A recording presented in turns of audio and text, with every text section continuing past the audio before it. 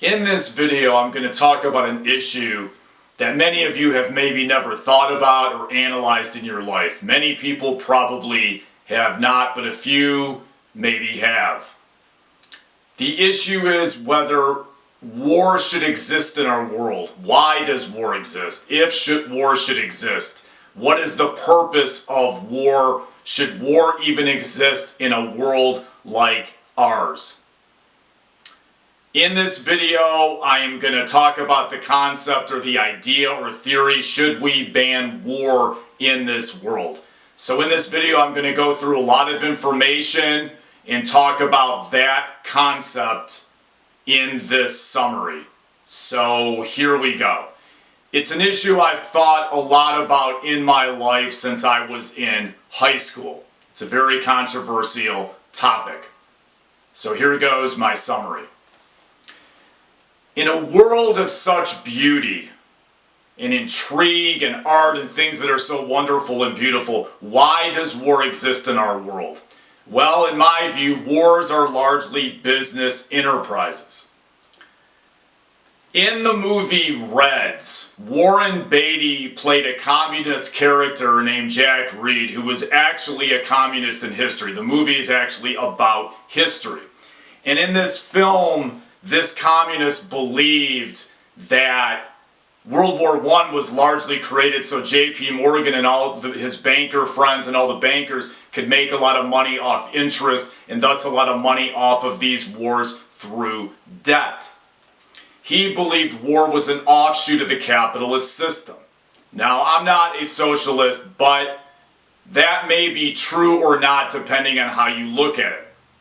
In an unstable world, I do believe there is truth to his statements from history in this film.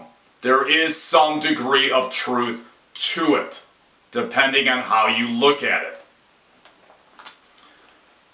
Diane Keaton was also in the film. She died recently, so the film is starting to get more attention on X, or formerly known as Twitter. It is a really good movie if you get a chance to see it. It came out in the earlier 1980s. Why were wars fought in history? Well, they were usually used to get land during antiquity. In updated times, it became more about commodities and to depopulate the earth, in my opinion. They tended to be fought in areas where you have a lot of oil and gas, especially in the modern era. That is in the Middle East, the region south of Turkey, and on the Russian or the Latvian line. Remember, Russia and Saudi Arabia were never substantial democracies, ever.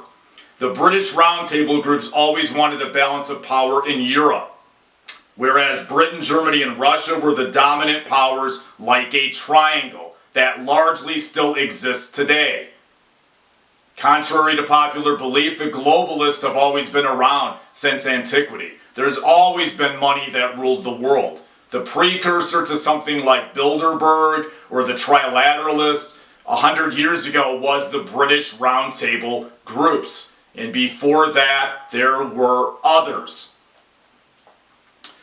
Nations such as Poland, Spain, and Portugal had fluctuating power over long periods of time during epochs in history.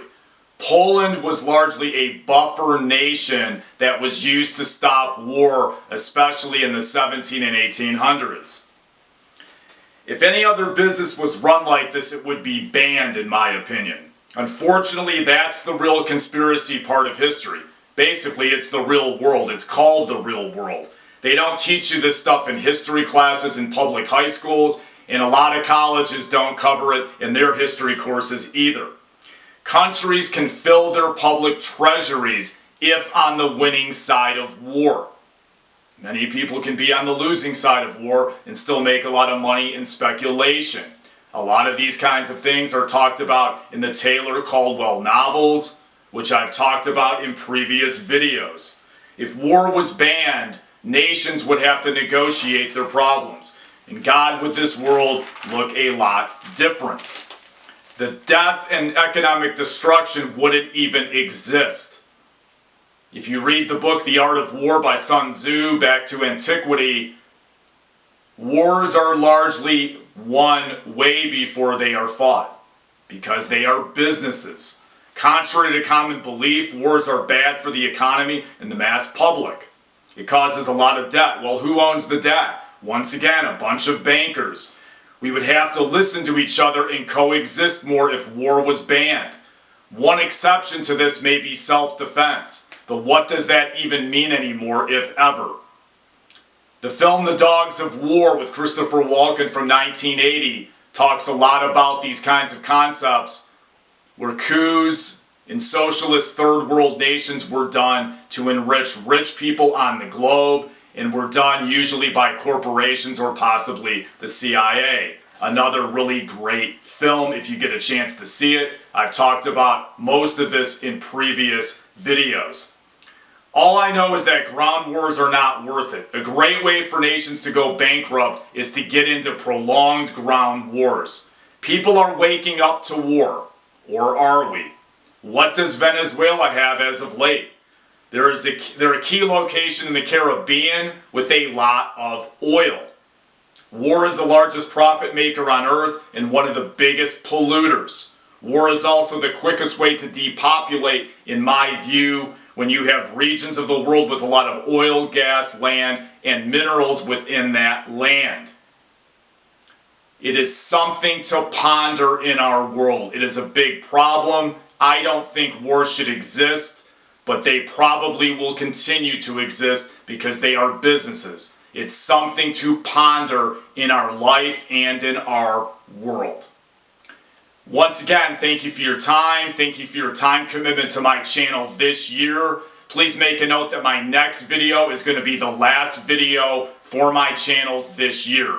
The video is going to be on the actress Julia Fox wearing a pink Chanel suit as a Halloween costume that was worn by Jackie Kennedy the day that John F. Kennedy, her husband, was assassinated in a conspiracy in Dallas on November 22nd, 1963.